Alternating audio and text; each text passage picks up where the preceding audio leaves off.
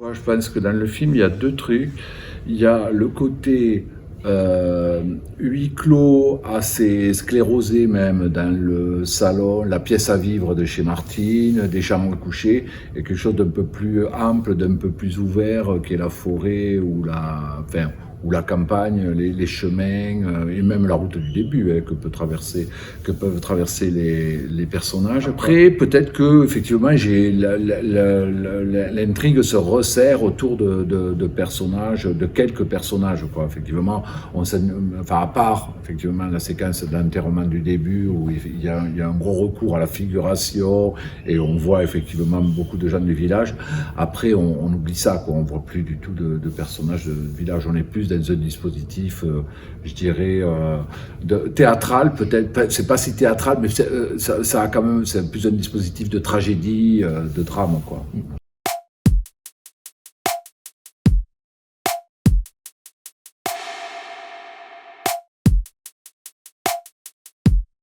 Oui, oui, oui. Ah ben, de toute façon, le mystère, il y a, ben oui, oui, oui, oui, je pense qu'il n'y a pas de film sans mystère, hein, de toute façon, quoi. Enfin, je ne sais pas comment on fait pour tenir un spectateur sans mystère, quoi. Et sachant qu'en plus, je pense que déjà, bon, ça brasse aussi beaucoup de choses qui ont à voir avec le désir. Pour moi, le désir aussi, ça reste quelque chose de très, très mystérieux et et c'est quand même le grand moteur de nos vies, généralement, quand même le désir, tout comme le mystère est le grand moteur d'un film, quoi. Et puis non, puis après, je pense qu'il y a le côté, il y a surtout quelqu'un qui cache quelque chose d'essentiel et qui est toujours en train d'écrire une nouvelle histoire. Je pense qu'il y a une mise en abîme aussi. Il est toujours en train de réécrire une nouvelle histoire qui colle à ce que les gens ont vu, quoi. Voilà. Et puis ça joue aussi beaucoup avec des choses que j'ai vues dans les villages, euh, qui est peut-être d'ailleurs parce que je ne pense pas que les villages soient différents des villes en termes quand il s'agit des grands sentiments ou des grandes passions humaines, quoi.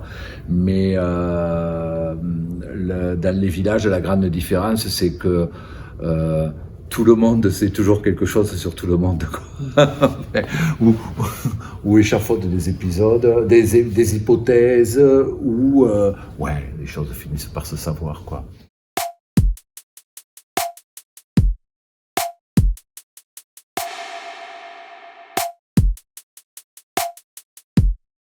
Disons que c'est marrant parce que je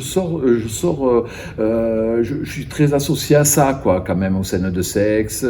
C'est vrai que j'ai tendance généralement à avoir des scènes de sexe un peu hautes en couleur dans mes films, et là, je me suis dit, ouais, faut un peu passer quand même, faut passer à autre chose, là, mais même d'où le titre Miséricorde aussi, quoi, je pense, il y a quelque chose de très lié à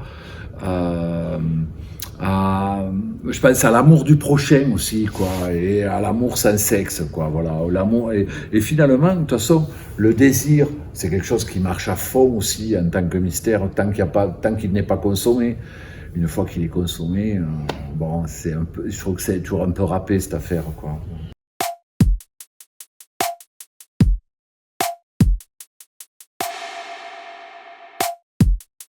Moi, de toute façon, ça faisait vraiment longtemps que je voulais filmer l'automne, et puis finalement, je m'étais un peu troué sur un film précédent où j'étais parti trop tôt.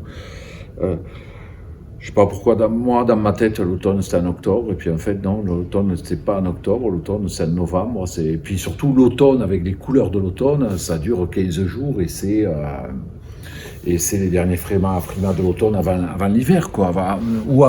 Non, ou c'est les derniers temps de l'automne c'est les premiers frimas de l'hiver, quoi. En fait, l'automne avec les couleurs mordorées, les feuilles jaunes ou rouges.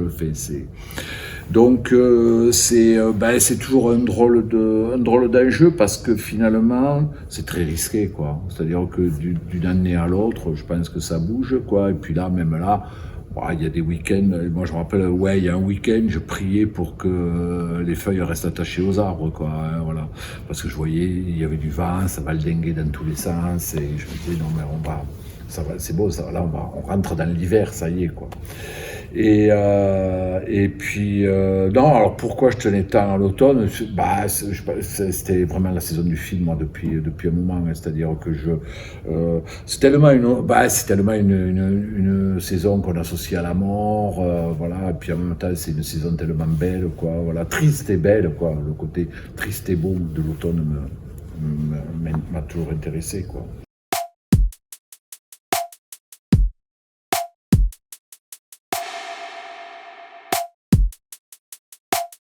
C'est assez rigolo parce qu'en fait, bon, ben, toujours pareil, hein, bon, il y a la chef d'éco, ben, c'est la chef d'éco, Emmanuel Duplay, qui fait tout ça, quoi, avec et en même temps, on s'appuie vachement sur nos repérages. C'est-à-dire que, oui, chez Walter, on s'est aussi inspiré. On s'est dit, tiens, on a vu une maison ça allait pas. Mais quand on a vu la cuisine du mec, on s'est dit, genre vieux garçon bordélique, quoi. Mais alors, il y avait un bordel dans la pièce. Et on s'est dit, mais voilà, il faut que ça soit comme ça chez Walter. Chez Martine, bon, chez Martine, le décor était très, très compliqué. Ça a été très compliqué à bâtir et tout. En plus, euh, bon, comme souvent au cinéma, le rez-de-chaussée, enfin, ou l'entresol, est pas au même endroit que que les chambres. Enfin, c'est notre maison. Et sur quoi on s'est appuyé? Ben, je sais que, oui, j'ai, on- oui, oui, enfin, là, il y a eu beaucoup plus de tâtonnements, quoi. C'est-à-dire qu'Emmanuel avait mis des choses en place. Et après, je pense que moi, je me suis plus acharné à enlever des choses. Parce il y avait beaucoup de choses, quoi. Mais je me souviens de Catherine Fro, quand elle est rentrée dans ce décor, elle a dit ah non, mais j'ai l'impression d'être chez ma grand-mère. C'est-à-dire qu'elle trouvait même que ça correspondait pas à l'époque, quoi. Voilà. Donc, et même à son personnage, quoi. Et c'est vrai qu'on est dans quelque chose, effectivement, même moi, je pense que j'ai plus été fouillé dans mes souvenirs de comment c'était chez mes parents quand j'étais ado. Enfin, donc ça a plus à voir avec les années 70 comme source d'inspiration qu'avec les années 2000, quoi.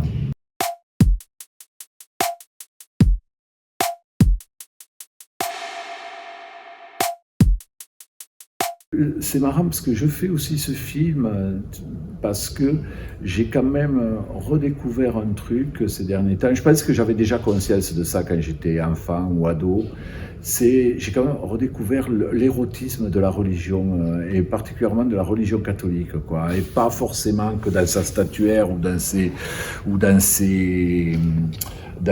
les peintures, quand même, c'est généralement très, très, très chargé d'un point de vue érotique, quoi.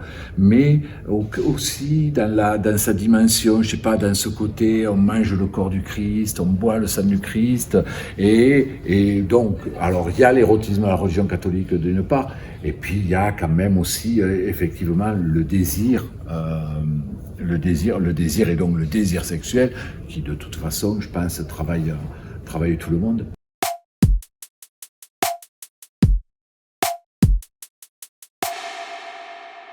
Alors l'affiche, moi je laisse généralement je laisse les graphistes faire une proposition, quoi.